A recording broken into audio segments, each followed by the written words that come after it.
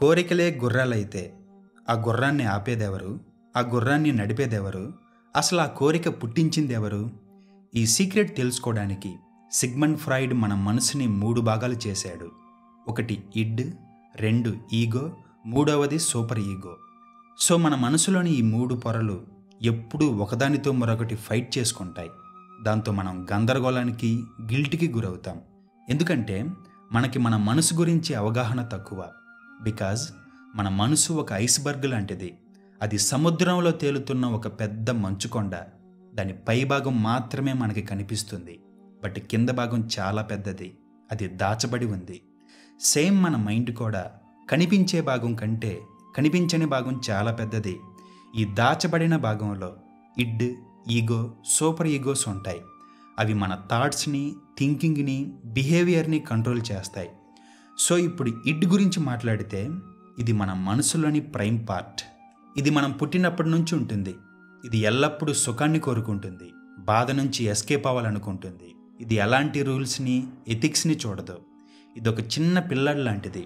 ఇది ఏది కోరుకుంటే అది వెంటనే కావాలి. ఫర్ ఎగ్జాంపుల్, ఒక బేబీకి అర్ధరాత్రి ఆకలేస్తే వెంటనే ఏడుస్తుంది. ఆ బేబీకి టైం గురించి, ప్లేస్ గురించి, పక్కోళ్ళ గురించి అస్సలు పట్టదు. దీన్నే ఇడ్ అంటారు. కోరిక పుట్టిందా వెంటనే తీర్చుకోవాలి. No rules, no society, no మొహమాటం. పక్కోడు ఎలా చచ్చినా నాకు అనవసరం. దీనికి మరొక బెస్ట్ ఎగ్జాంపుల్, కిడ్స్ తన ప్రైవేట్ పార్ట్స్ని అందరి ముందు పట్టుకోవడం.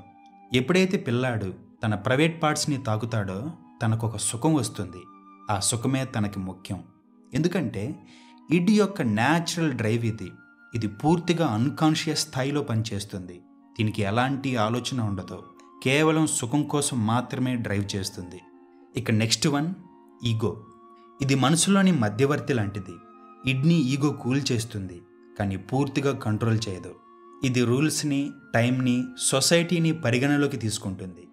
ఈగో అనేది ఇడ్కి ఒక మంచి ఫ్రెండ్ లాంటిది. సింపుల్గా చెప్పాలంటే ఇడ్ వేగంగా పరిగెత్తే గుర్రం అయితే ఈగో దాన్ని స్వారీ చేసే రైడర్. గుర్రం ఎప్పుడు వేగంగా పరిగెత్తాలని, సుఖాలు కావాలని కోరుకుంటుంది. బట్ గుర్రాన్ని స్వారీ చేసేవాడు దాన్ని కంట్రోల్లో పెట్టి ఒక మార్గంలో నడిపిస్తాడు. ఇది మనం ఎదుగుతున్న కొద్దీ పెరుగుతూ ఉంటుంది. సమాజాన్ని చూస్తుంది, సమాజానికి భయపడుతుంది, రూల్స్ని పాటిస్తుంది, తన కోరికలకి కళ్ళెం వేస్తుంది. బట్ అది కొద్దిసేపు మాత్రమే.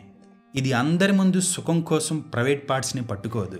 సుఖం కోసం ఎవరూ లేనప్పుడు 4 గోడల మధ్య హస్తప్రయోగం చేసుకుంటుంది. ఫ్రాయిడ్ ప్రకారం మాస్టర్బేషన్ అనేది చిన్న వయసు నుంచి సహజమైనదిగా చూశాడు. కానీ ఈగో ఆ సహజ సుఖాన్ని వాస్తవానికి అనుకూలంగా మారుస్తుంది. అందరి ముందు కాకుండా ఎవరూ లేనప్పుడు చేయడం ద్వారా సొసైటీ నుంచి వచ్చే ఇబ్బందిని, పనిష్మెంట్ని అవాయిడ్ చేస్తుంది. ఇంకా దీన్ని సింపుల్గా చెప్పాలంటే ఇడ్ అనేది బస్సులో ఉండే ప్యాసింజర్స్ లాంటిది. బట్ ఈగో అనేది బస్ డ్రైవర్ లాంటోడు. ఒక పక్క నుంచి ప్యాసింజర్స్ ఫాస్ట్గా పో అని అరిచి గోలపెట్టినా బట్ డ్రైవర్ మాత్రం ట్రాఫిక్ రూల్స్ని, రోడ్డు నియమాలు చూసి సేఫ్గా నడుపుతాడు, అంటే కాన్షియస్గా. ఇక last one super ego. Super ego అంటే ఇది మన మనసులోని నైతిక భాగం. ఇది కరెక్ట్, ఇది రాంగ్ అని మనకు చెబుతుంది. పేరెంట్స్ నుంచి, టీచర్స్ నుంచి, సొసైటీ నుంచి నేర్చుకున్న నియమాలను ఇది ఫాలో అవుతుంది. సూపర్ ఈగో అంటే ఒక కఠినమైన టీచర్ లాంటోడు. ఇది మనల్ని తప్పు చేస్తే గిల్ట్తో పనిష్ చేస్తుంది.